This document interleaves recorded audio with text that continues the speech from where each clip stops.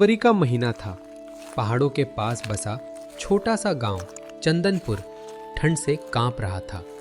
लोग कह रहे थे, इस साल की सर्दी कुछ अलग है, जैसे हवा में ही बर्फ खुली हो। शाम होते ही पूरा गांव दरवाजे बंद कर लेता। गलियां खाली, कुत्ते भी चुप, सिर्फ ठंडी हवा की सीटी जैसी आवाज। गांव के किनारे एक छोटा सा मिट्टी का घर था।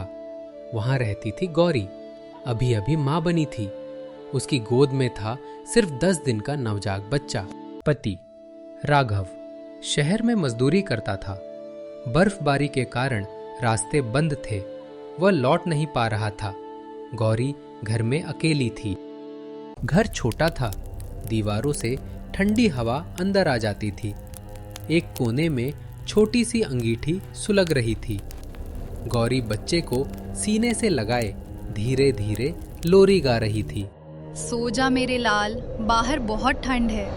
बच्चे की सांसें हल्की हल्की चल रही थी। उसके नन्हे हाथ बर्फ जैसे ठंडे थे। गौरी ने अपनी ओढ़नी खोलकर उसे और ढक लिया। खुद ठंड से कांप रही थी, पर बच्चे को गर्म रखने की कोशिश कर रही थी। तभी धड़ाम, खिड़की हिली। गौरी चौंक गई। हवा होगी। उसने खुद को समझाया, लेकिन हवा की आवाज अजीब थी, जैसे कोई धीरे धीरे घर के चारों तरफ घूम रहा हो। रात के करीब 12 बजे बच्चा अचानक रोने लगा। गौरी उसे चुप कराने लगी। तभी ठक ठक ठक, दरवाजे पर दस्तक। गौरी का दिल जोर से धड़कने लगा। इतनी रात को कौन हो सकता है? वह दरवाजे के पास गई, पर खोला नहीं। बाहर से बहुत धीमी आवाज आई, दरवाजा खोलो, बहुत ठंड है। आवाज किसी बूढ़ी औरत जैसी थी। गौरी डर गई। गांव में रात को कोई घर से बाहर नहीं निकलता था।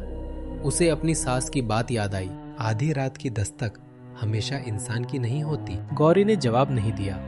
कुछ देर बाद आवाज बंद हो गई। गौरी वापस बच्चे के पास आई, पर अब घर के अंदर अचानक ठंड बढ़ने लगी। अंगीठी जल रही थी, फिर भी उसकी सांस से धुंध निकल रही थी। दीवारें जैसे बर्फीली हो गई। बच्चा फिर रोने लगा, इस बार जोर से। गौरी ने घबराकर उसे सीने से लगा लिया। तभी उसे महसूस हुआ जैसे कोई उसके पीछे खड़ा है। वह धीरे धीरे पलटी। कुछ नहीं, पर दरवाजे के नीचे की दरार से सफेद धुंध अंदर घुस रही थी।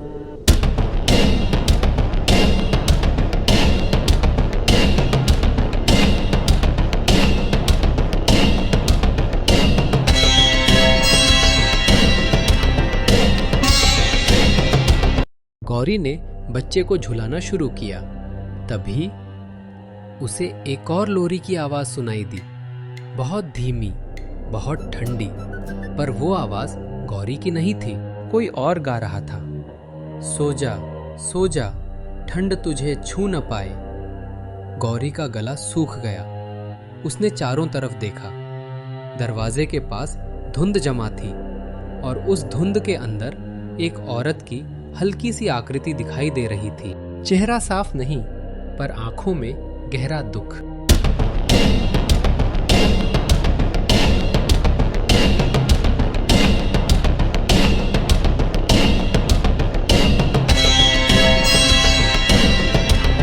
गौरी चीखना चाहती थी, पर उस औरत की आंखों में डर नहीं, दर्द था। आवाज आई, डर मत, मैं लेने नहीं, बचाने आई हूँ। गौरी जड़ हो गई।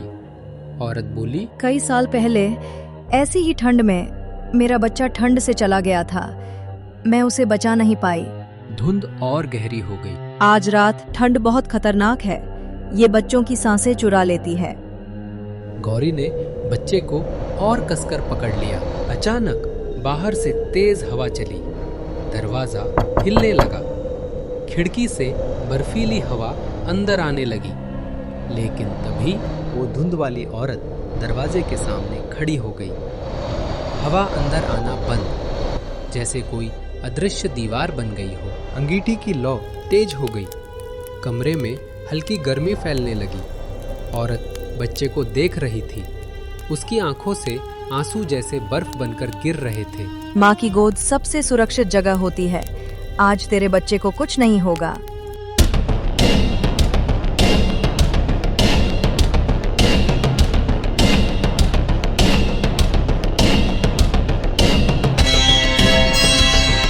अचानक बच्चे की सांस रुक रुक कर चलने लगी। गौरी घबरा गई। नहीं, नहीं। वो औरत आगे बढ़ी। उसने बच्चे के माथे पर हाथ रखा। उसका हाथ ठंडा था, पर जैसे ही छुआ, बच्चे की सांस सामान्य हो गई। गौरी रो पड़ी। आप कौन हो? धीरे से जवाब आया। मैं भी एक माँ हूँ।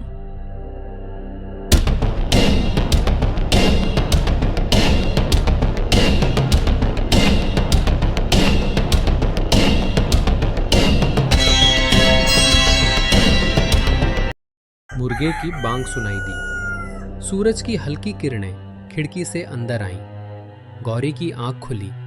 वह बच्चे को सीने से लगाए बैठी थी। अंगीठी बुझ चुकी थी। दरवाजा बंद था। सब सामान्य, पर दरवाजे के बाहर बर्फ पर पैरों के निशान थे। नंगे पैर, छोटे छोटे, जैसे कोई पूरी रात दरवाजे के सामने खड़ा रहा हो। कुछ दिन बाद पड़ोस की बूढ़ी दादी ने गौरी से कहा, सालों पहले यहाँ एक औरत रहती थी। उसका बच्चा ठंड से मर गया था। वो खुद भी उसी रात चल बसी। लोग कहते हैं जब भी कड़ाके की ठंड में कोई नवजात खतरे में होता है, वो माँ की आत्मा पहरा देने आती है। गौरी की आंखें भर आई। उसने अपने बच्चे को चूमा। माँ का प्यार मौत के बाद भी खत्म नहीं होता। सच्ची ममता ठंड, अंधेरे और बुरी ताकतों से भी ज्यादा ताकतवर होती है।